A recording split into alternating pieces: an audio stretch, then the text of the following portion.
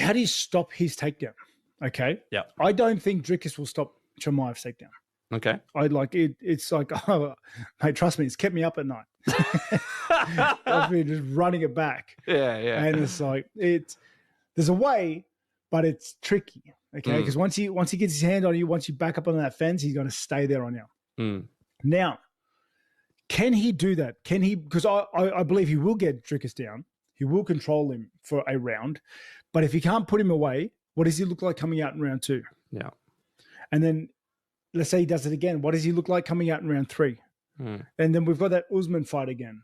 Okay. And Dricus, like, he's got a gas tank. Yeah. He's got that dog in him. He can, if you don't put him away, he'll keep fighting. Like, he'll keep coming at you with his bombs and his punches and his kicks. He'll keep doing it, like, until the bell rings. And I think that's one of his superpowers. Yeah. I guess that's the biggest thing in play for this fight. It's just like what Chimaev does with the takedowns. Because I believe there is no doubt in my mind that he gets them. Or what does he do with them? Whittaker didn't mince words about Chimaev's grappling prowess. He emphasized the challenge of stopping Chimaev's takedowns, stating, "How do you stop Chimaev's takedowns? I don't think Dricus will stop Chimaev's takedowns. Trust me, it kept me up at night." Stopping that first takedown is so crazy. That the way he shoots in that first shot is crazy. How do you stop that, dude? Jump over him. Like, someone commented that last week. Why don't you just jump over him? It's not that easy. Yeah, dude, if I saw it coming, I would have. Like, he's not a hurdle. Like, yeah, I don't know. Whittaker's first-hand experience with Chimaev's ground game gives weight to his concerns. At UFC 308, Chimaev submitted Whittaker in the first round with a face crank showcasing his dominance on the ground.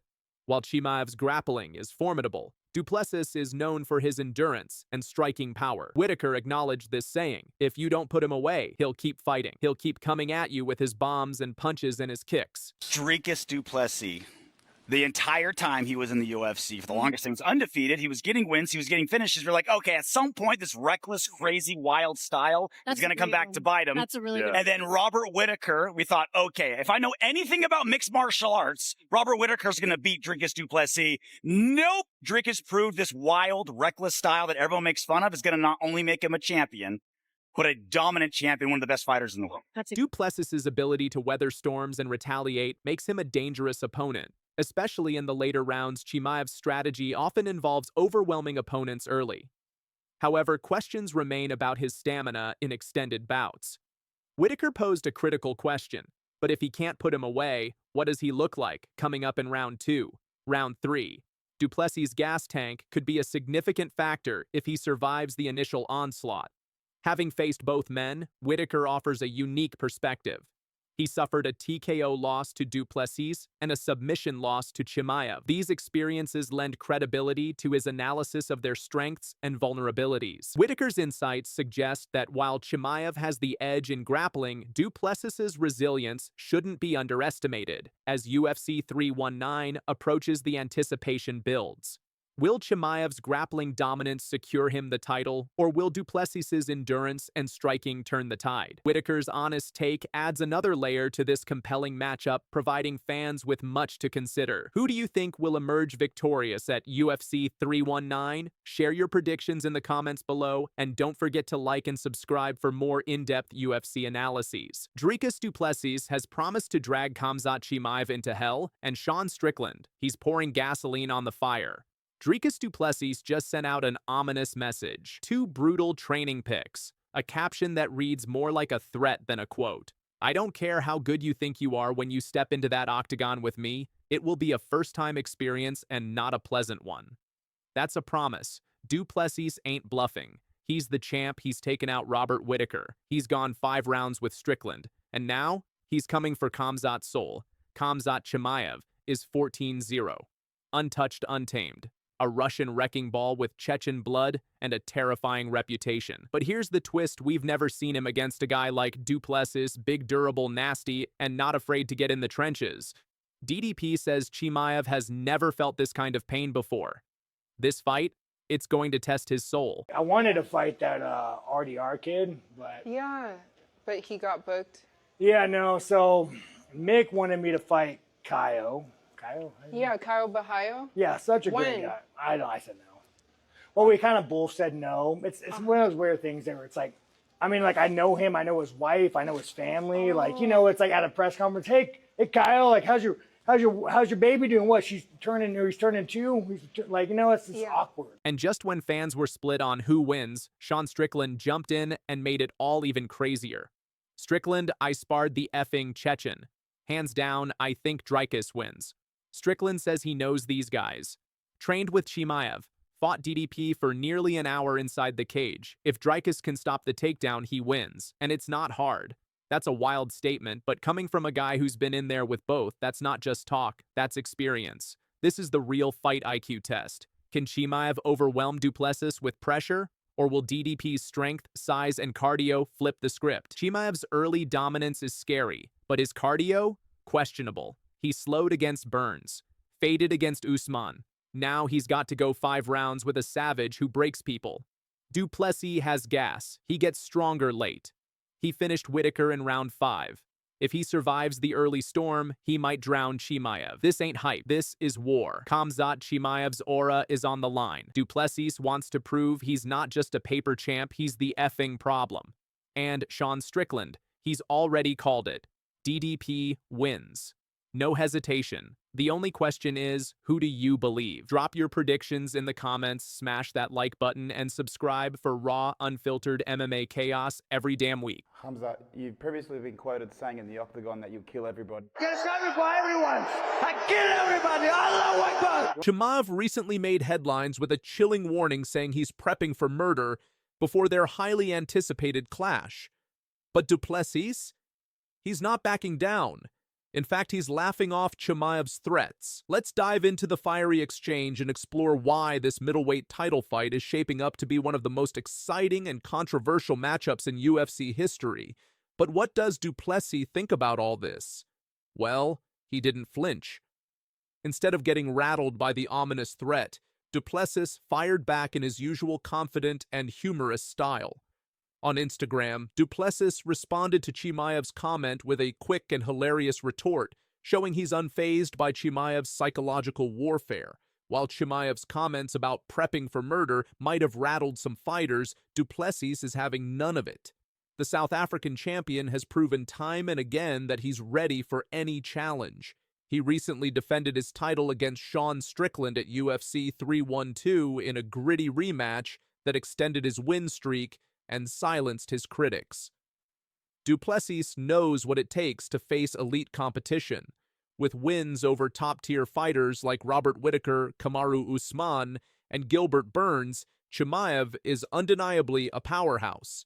But Du Plessis is no stranger to tough challenges, and he's doubled down on his wrestling preparation, confident that he can defend his belt against the rising star. Let's talk about the stakes. UFC 317 was initially rumored to be the venue for this explosive fight, but injury rumors caused a delay, pushing the anticipated showdown further into the summer. Fans have been eagerly waiting for this title fight, and while no official date has been locked in, it's clear that the buildup is already reaching a boiling point. Du Plessis isn't just battling Chimaev inside the cage. He's also battling the rumors surrounding his health. There's been talk of injuries in recent weeks, but Du Plessis swatted away those concerns, assuring fans that he's fit and ready for the fight. His confidence remains unwavering, and the only thing left to do is announce the fight date. Meanwhile, Chimaev has been on a relentless climb. With his aggressive style and unparalleled grappling, he's earned a reputation as one of the most feared fighters in the UFC. But is he underestimating Du Plessis? While Chimaev might be preparing for a war, Du Plessis has made it clear that he's not intimidated. The middleweight title fight is all but confirmed, and now it's just a matter of waiting for the official announcement. Chimaev's threat of murder might be part of his mind games, but Du Plessis is having none of it. He's not just preparing for a fight, he's preparing for his legacy. This clash of styles between Chimaev's wrestling and Du Plessis' resilience is what makes this fight so intriguing. Let's not forget the psychological aspect of this fight. Chimaev's mind games have been a staple of his career, but Du Plessis is proving that he's mentally tough enough to handle it. The South African fighter has never backed down from a challenge, and his sense of humor in the face of Chimaev's threats shows that he's not afraid of what's to come. I think Strickland is the best middleweight in the world right now, behind myself. And he deserves to be here. I know he's an incredible, incredible fighter. He's so good defensively. He's tough. He's hard to hit. And when you hit him, it doesn't have that effect as, you know, on normal guys. This man is an apex predator. So this is the toughest fight of my life coming up. And I'm ready for that because I'm an apex predator and he's in my area right now. We're going to go to that dark place from the word get-go and we'll see who comes. Jon Jones has gone radio silent again, and Tom Aspinall, he's done waiting, mentally drained, publicly frustrated, and now fans are asking the big question, is Jon Jones done with the UFC, or is he just ducking the most dangerous heavyweight on earth? Jones dodging Aspinall. Tom, it's mentally breaking me. This is the only sport in the world you can have somebody hold your career back. Yep. I've been almost a year inactive with no prospects of anything. Just be ready, and we'll just let you know. Yeah. And then it's kind of difficult, like mentally, to. Oh, yeah. This is the fight against Jon Jones. Like, not the fight is another thing. Yeah. This is the tricky bit where I really have to stay switched on, stay motivated, and I'm trying my best. I'm trying. It's tough, as you said a minute ago. No one really knows what's going on behind the scenes apart from me. Exactly. You're in office cooking. I train all the time anyway. Just because I'm not going to fight doesn't mean I don't train. Like, I honestly can see John's point of view. I get it. Yep. I get it. It's just about the title for me. Yep. I just want the title. That's it. Yep. Does nothing else really matters. So you're like, let me do my thing. Let me fight. I just want to fight. Tom Aspinall hasn't fought since July. That's almost a year of sitting waiting, hoping no injury, no contract. Just silence. And now, he says this waiting game is more mentally difficult than recovering from a brutal knee injury. Now, I've been almost a year inactive with no prospects of anything apart from weight. Imagine training every day for a ghost. Tom's getting zero updates from the UFC. Just stay ready while the supposed GOAT is off tweeting, lifting and dodging every real question. On a trip and get pissed off, disappointed. Another dad, you just want to kill.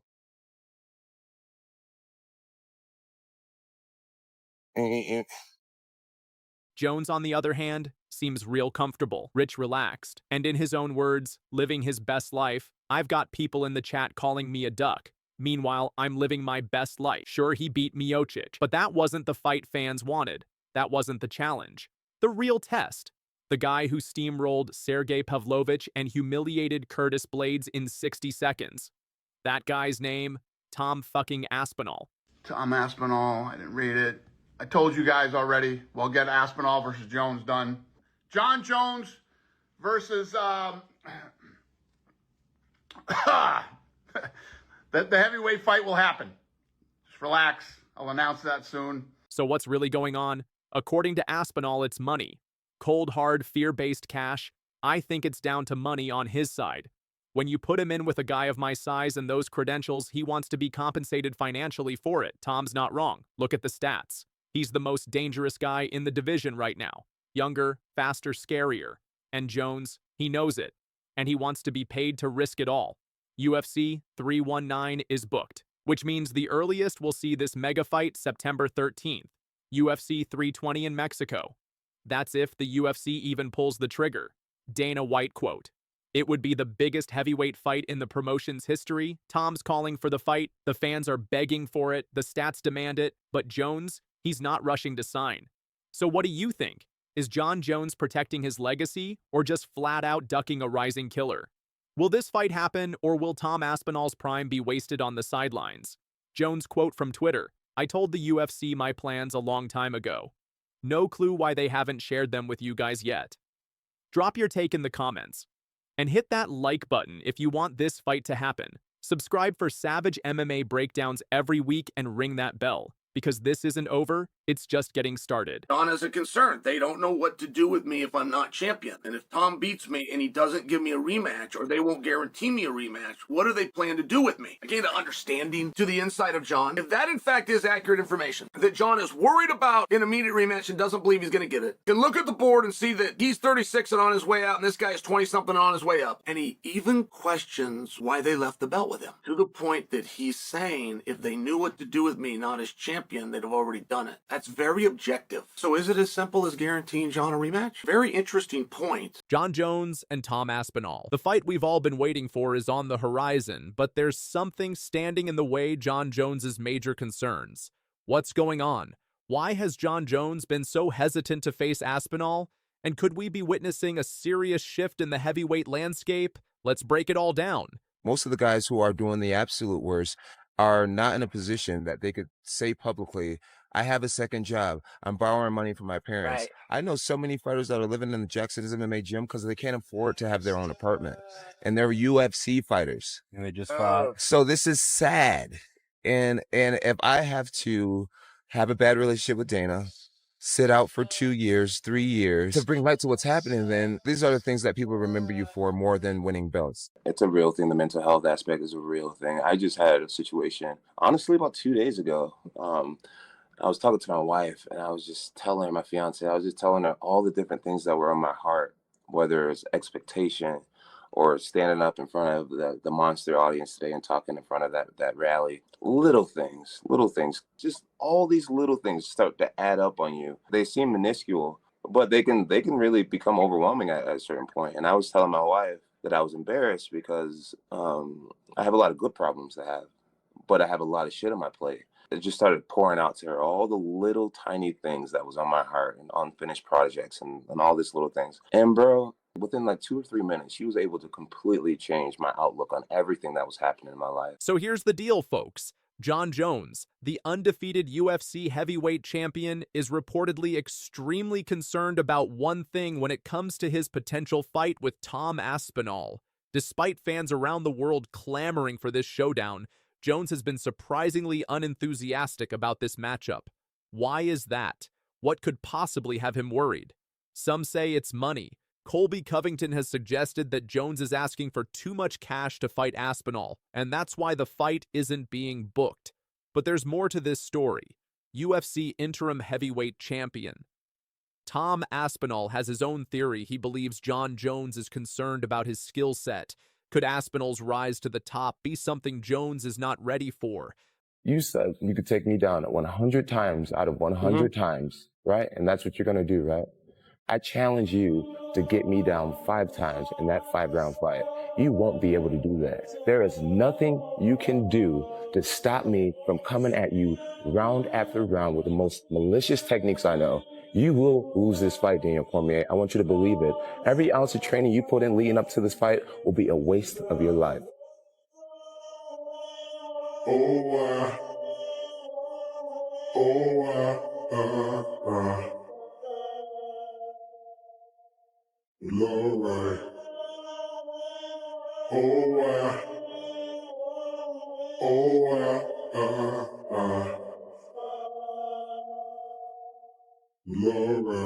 But hold on, Chael Sonnen, the trash-talking MMA legend, thinks he's cracked the code. He believes the issues with this fight go beyond money or skill concerns. In a recent video, Sonnen suggested that Jon Jones's real concern is about the future, the aftermath of a potential loss to Aspinall. According to Chael, Jon Jones has a major concern.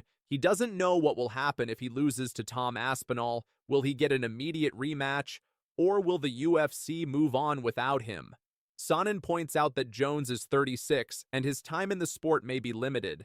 If Aspinall beats him, will Jones be left to fade into obscurity? Or will the UFC guarantee him a rematch to keep him relevant? Chael Sonnen makes bold claims. Chael Sonnen has shared his thoughts on a potential title fight between Jon Jones and Tom Aspinall, and he's not holding back. Sonnen believes Jones could be trolling and having some fun with the hype, possibly downplaying Aspinall's threat. Do you think Jones is underestimating Aspinall, or is it all just hype? No, I am confident enough to tell you that that fight is done, though. That fight is agreed all the way down to the day. International Fight Week would make perfect sense. I personally, just in my Only heart, 9 I weeks. always thought they were going to go back to New York. Jones said he needs 4 months.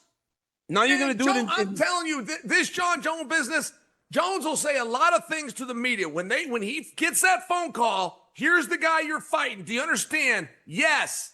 And that is what he will say. All the other reports are not true. Jon has come out. He's been a troll. He's had some fun. He even tried to negotiate in the media. Privately, he takes that phone call. It's yes or anything else that comes out of his mouth. Any answer that's not yes is not yes. But that did not happen. That is a false report. Jon Jones has not ducked this fight. I wish he did. I'd love to bury him. He didn't. He did not duck Tom Aspinall. Now, let's talk about something even more intriguing. Jon Jones's comments on Tom Aspinall before this feud started. Back in the day, before any animosity kicked in, Jones wasn't exactly singing Aspinall's praises. In fact, he was dismissive of Aspinall's talent.